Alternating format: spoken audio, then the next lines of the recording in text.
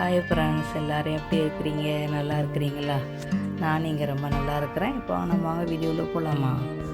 First tip நம்ம ஒரு dustbin, கிச்சனில் இருக்கிற டஸ்ட்பினை க்ளீன் பண்ண போகிறோம். அதுக்கு தேவை வாஷிங் பவுடரும் குளோராக்ஸும் வேணும். குளோராக்ஸ் இல்லாதவங்க இந்த ரெயினை வாங்கி வச்சுக்கிறோங்கப்பா. இதுவும் நல்லாவே அழுக்கு போகும். சரியா? நம்ம கையே படாமல் ஈஸியாகவே இது பண்ணிடலாம். எவ்வளோ அழுக்காக இருந்தாலும் நீங்கள் இந்த மாதிரி ஊற வைங்க. ஒரு கரண்டி வாஷிங் பவுட்ரு போடுங்க. ஒரு கரண்டி குளோராக்ஸ் போட்டு நல்லா தண்ணியை நல்லா நிரப்பி வச்சுக்கிறோங்கப்பா. நிரப்பி வச்சு சாதாரண தண்ணி தான், பைப் தண்ணி தான் போட்டு நிரப்பி வச்சுக்கிறோங்க. உங்களுக்கு ரொம்ப அழுக்காக இருந்துச்சு அப்படின்னா ஒரு 6 மணி நேரமாவது உங்களுக்கு ஊறணும்.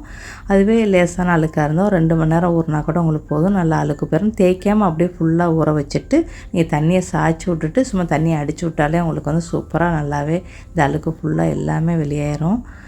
கண்டிப்பாக செஞ்சு பாருங்கள். வாஷிங் பவுடரும் குளோராக்ஸ் இல்லாதவங்க ரெயின் எடுத்துக்கிறோங்க. ஓகே. நம்மளுடைய டஸ்ட்பின் எப்படி பார்த்தாலும் நம்மளுக்கு அழுக்காக தான் போகும். அதை நீங்கள் 2 மாதத்துக்கு ஒரு தடவை இல்லை மாதத்துக்கு ஒரு தடவை இந்த மாதிரி க்ளீன் பண்ணிக்கிறலாம். அந்த மூடியை நீங்கள் ஊற வச்சிடணும். அதுவே அந்த மூடியை நீங்கள் அது உள்ளுக்கே போட்டு ஊற வைக்கிறனாலும் ஓகே தான். ஃபுல்லாக எல்லாமே ஊறிடும்ல. அந்த மாதிரி நீங்கள் போட்டு வைக்கலாம். அதுவே நீங்கள் ஒரு நைட்டுக்கு ஊற வச்சியண்டா இந்த இத்தனை ஒட்டிக்கிட்டு இருக்கிறதோடு இருக்காது. நான் கரெக்டாக 2 மணி நேரத்தில் எடுத்துட்டேன். இந்த லேசாக ஒட்டிக்கிட்டு இருக்கோம். அதை லேசாக பஞ்சை வச்சு லேசாக ஸ்பாஞ்சை வச்சு லேசாக தேய்ச்சாலே போயிடும். எப்படா தேய்ப்போம் உழுவணும் தான் இப்போ இருக்கும். அந்த மாதிரி இந்த ஓரத்தில் லேசாக தேய்ச்சி விட்டு தண்ணியை சாய்ச்சி விட்ருங்க. இவ்வளோ தான். இந்த ஓரத்தில் மட்டும் லேசாக கருப்பாக இருக்குது பாருங்கள், லேசாக அதை மட்டும் செஞ்சுட்டு தண்ணியை சாய்ச்சி விட்ருங்க. இப்போ தண்ணியை அடிச்சு விட்டு கழுகுனாலே உங்களுக்கு சூப்பராக உங்களுடைய டஸ்ட்பின் க்ளீன் ஆகி சுத்தமாயிரும். ஓகே. அப்புறம் வெயிலில் காய வச்சு வீட்டுக்குள்ளே எடுத்துகிட்டு வந்துடுங்க.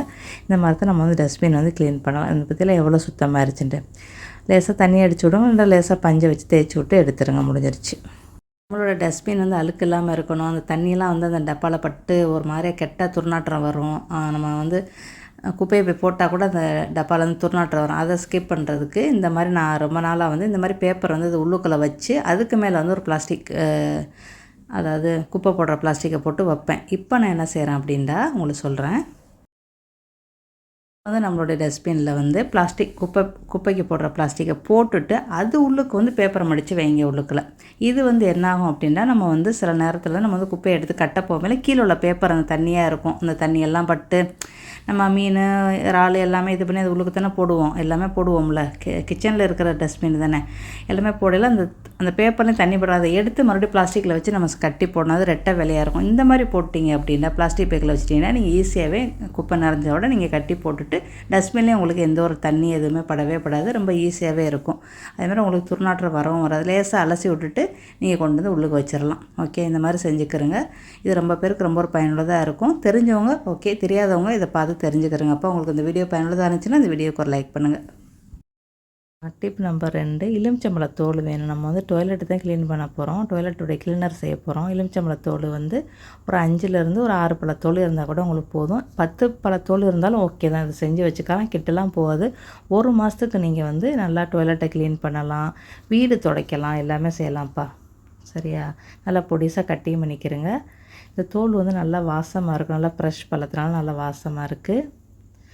நம்மளுக்கு இப்போ வெயில் சீசனால் நம்ம அடிக்கடி எலுமிச்சம் ஜூஸ் தானே நம்ம கலக்கிறோம். அப்போ அது இந்த தோலெல்லாம் தூக்கி போடாமல் இந்த மாதிரி டாய்லெட் கிளீனர் வாங்காமல் நம்ம காசெல்லாம் மிச்சம் பண்ணிக்கிறலாம். அந்த காசை வச்சு நீங்கள் வேறு எதுக்காவது யூஸ் பண்ணிக்கிறலாம். அப்புறம் கொஞ்சம் தண்ணி போட்டு மிக்சியில் நல்லா சுற்றி வடிகட்டிக்கிறேங்கப்பா. வடிகட்டியை வச்சு வடிகட்டிக்கிறேங்க. ஓகே. இதான் நீங்கள் இந்த லிக்விட் வச்சு தான் நம்ம இன்றைக்கி பாத்ரூம் க்ளீன் பண்ண போகிறோம். இந்த பழம் நல்லா ஃப்ரெஷ் பழமாக இருக்கிறனால நல்லா வாசமாக இருந்துச்சுப்பா. அது நல்லா வாசமாக இருந்துச்சு. அந்த லிக்விடும் நல்லா சூப்பராகவே வந்துச்சு. ஆனால் நம்மளுக்கு இது கெட்டுலாம் போகல, நல்லாவே இருந்துச்சு. நான் ட்ரை பண்ணி பார்த்துட்டேன்ப்பா. 2 வாரம் 3 வாரம்லாம் வச்சு நான் ட்ரை பண்ணி பார்த்துட்டேன். நல்லாவே இருக்குது. நம்மளுக்கு 1 மாதம் வரைக்குமே இந்த லிக்விட் கெட்டுலாம் போகல. எந்த ஒரு துர்நாற்றமும் வரல. நீங்கள் தைரியமாக செஞ்சு வச்சுக்கிறங்க. நிறையா கூட நீங்கள் செஞ்சு வச்சுக்கிறலாம். மாதத்துக்கு ஒரு தடவை கூட நீங்கள் இந்த மாதிரி செஞ்சு வச்சுக்கிறலாம். நம்மளுக்கு அதிகமாக காசு கொடுத்து டாய்லெட் கிளீனர் வாங்காமல் இது இருந்தாலே நம்மளுக்கு போதும். ஓகேயா? அதே சக்கையை நான் மறுபடி மிக்சியில் போட்டு கொஞ்சமாக தண்ணி ஊற்றி மறுபடியும் நான் அதோட லிக்விட் எடுத்துருக்கிறேன். நம்மளுக்கு இவ்வளோ கிடச்சிருக்குப்பா. ஓகே. இதோட இன்னும் ஒரு 3 பொருளை சேர்த்து நம்ம பாத்ரூம் க்ளீன் பண்ண போகிறோம். இப்போ நம்ம ஒரு கரண்டி 1 ஸ்பூன் உப்பு போடுங்க. தூள் உப்பு. 3 ஸ்பூன் அளவுக்கு வாஷிங் பவுடர் போடுங்களா. ஃபுல்லாகவே எடுங்க. இல்லைன்னா சட்னி கரண்டியில் 3 கரண்டி போடுங்கப்பா. வாஷிங் பவுடர் கரெக்டாக இருக்கும்.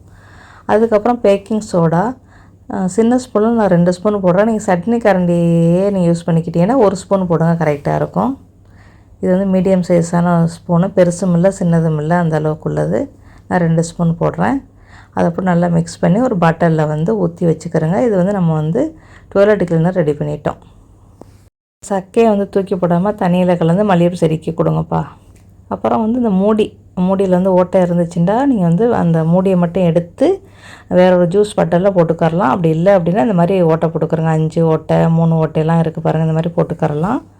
சரியா? நான் வந்து அந்த மூடியை மட்டும் எடுத்து ஜூஸ் பாட்டிலில் வைக்கிறேன். அந்த எண்ணெய் மூடி இது கரெக்டாக இருக்கும். இப்போ நம்ம பாட்டிலில் ஊற்றி மூடி வச்சு நம்ம வந்து பாத்ரூமை க்ளீன் பண்ண வேண்டியதாப்பா. வேறு அதிகமாக காசு கொடுத்து நீங்கள் வந்து டாய்லெட் கிளீனர்லாம் வாங்க வேண்டியதில்லை, இதுவே போதும். வீடு துடைய கூட நீங்கள் இதை வந்து கொஞ்சமாக ஊற்றி தண்ணி ஊற்றி கலந்து வீடு துடைச்சி பாருங்களா, பளிச்சுன்னு போகும். கண்டிப்பாக ட்ரை பண்ணி பாருங்கள். இப்போ வாங்க நம்ம பாத்ரூமை கழுவலாமா. எல்லா இடத்துலையும் நம்ம செஞ்சு வச்சுருக்க சொல்யூஷனை வந்து நல்லா தொளிச்சு விட்ருங்க. தொளிச்சு விட்டு ப்ரஷ்ஷு பஞ்சு வச்சு எப்பவும் போல் தேய்ச்சி கழுவிடுங்க. 5லேருந்து 10 நிமிஷத்தில் உங்கள் பாத்ரூமை நீங்கள் ரெடி போய் க்ளீன் பண்ணிடலாம். நல்லா அழுக்கு போகும், தைரியமாக செய்யுங்க.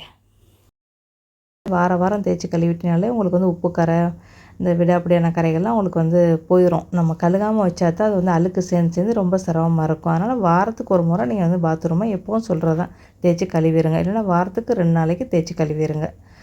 நம்ம யூஸ் பண்ணுறத பொறுத்து நம்ம கழுவிக்கிறணும். அதே நேரத்தில் நம்மளுடைய தண்ணி வந்து ரொம்ப உப்பு தண்ணியாக இருந்தால் நம்ம வந்து ஒரு 3 நாளைக்கு ஒரு தடவை நம்ம கழுவிட்டாலே நம்மளுக்கு வந்து அந்த உப்பு பொரியறது அந்த அளவுக்கு இருக்காதுப்பா. சரியா? அதுக்கப்புறம் நம்மளுக்கு வந்து ஓவராலாக இது வந்து நுரை வராது. ஏன்னா நம்ம வந்து வாஷிங் பவுடர் 3 ஸ்பூனு தான் போட்டிருக்குறோம். ஓகே, 1/2 லிட்டருக்கு. அதனால் அந்த அளவுக்குலாம் நுரை வராது. ஆனால் பளிச்சுன்னு போகும். ரொம்ப தண்ணி செலவும் உங்களுக்கு மிச்சமாகும். தேய்ச்சி திரையை தேய்க்க கரெக்டாக 1 நிமிஷம். இதை தேய்க்கிறதுக்கு ஒரு 1/2 செகண்டில் தேய்ச்சிங்கன்னா முடிஞ்சிருச்சுப்பா. ஊறிக்கிட்டு இருந்தாங்கள்ல 5 நிமிஷம், அதுக்கப்புறம் தேய்ச்சாச்சு, முடிஞ்சிருச்சு. தரையை வந்து இன்னொரு தடவை லேசாக இன்னொரு தடவை அந்த ப்ரஷ்ஷை வச்சு தேய்ச்சி விட்ருங்க. இந்த ப்ரஷ்ஷை பற்றிலாம் நான் உங்களுக்கு ஏற்கனவே சொல்லியிருக்கிறேன். தேய்ச்சி விட்டு தண்ணி ஊற்றி விட்ருங்கப்பா. உங்களுடைய பாத்ரூம் பளிச்சுன்னு போயிடும். ஒரு 10 நிமிஷத்தில் உங்களுடைய பாத்ரூம் பளபளன்னு போயிடும். எனக்கு டைம்னு பார்த்தீங்கன்னா வெறும் 5 நிமிஷம் தான் இது இந்த பாத்ரூம் கழுவுறதுக்கு. ரொம்ப பெரிய பாத்ரூம் கிடையாது நம்ம வீட்டு பாத்ரூமு. சின்னதாப்பா இங்கே உள்ள பாத்ரூம். சரியா? அவ்வளோதான், க்ளீன் பண்ணியாச்சு. இந்த வீடியோ உங்களுக்கு பயனுள்ளதாக இருந்துச்சுன்னா இந்த வீடியோக்கு ஒரு லைக் பண்ணுங்கள். அப்படியே நம்ம சேனலை இது வரைக்கும் ஃபாலோ பண்ணலைன்னா ஃபாலோ பண்ணிக்கிறேங்க. உங்கள் ஃப்ரெண்டு ஃபேமிலிகளுக்கு தைரியமாகவே ஷேர் பண்ணுங்கப்பா. நல்ல ஒரு பயனுள்ள டிப்பு. கண்டிப்பாக ட்ரை பண்ணி பார்த்துட்டு உங்கள் ஃப்ரெண்டு ஃபேமிலி ஷேர் பண்ணுங்கள். எவ்வளோ பளிச்சுன்னு பிரிச்சுன்னு பார்த்தீங்களா? இதுக்கு மேலே நீங்கள் அதிகமாக காசு கொடுத்துலாம் டாய்லெட் கிளீனர்லாம் வாங்காதீங்க, அதெல்லாம் வேஸ்ட்டு. நீங்கள் இந்த மாதிரி செஞ்சுக்கிறங்க. எலுமிச்சந்தூள், உப்பு, பேக்கிங் சோடா, வாஷிங் பவுட்ரு, அவ்வளோதான். இது இன்னொரு பாத்ரூமுக்கு ரெடியாக இருக்குது. ஏற்கனவே 2 பாத்ரூம் கழுவியாச்சு. 3வது பாத்ரூமுக்கு அந்த தண்ணி இருக்குப்பா. இது நீங்கள் வந்து 2 வாரத்துலேருந்து 3 வாரம் வரைக்கும் வச்சுக்கலாம். ஒன்றுமே ஆகலை. பார்த்து செஞ்சுக்கிறங்க. இது நம்மளுக்கு க்ளீனாகவும் போகும், நம்மளுக்கு திருப்தியாக இருக்கும். சரியா? கண்டிப்பாக ட்ரை பண்ணி பார்த்துட்டு உங்கள் ஃபீல்பேக்கை சொல்கிறீங்களா? அடுத்த பதிலை சந்திக்கலாமா? வாழ்க வளமுடன். அஸ்ஸலாமு அலைக்கும்.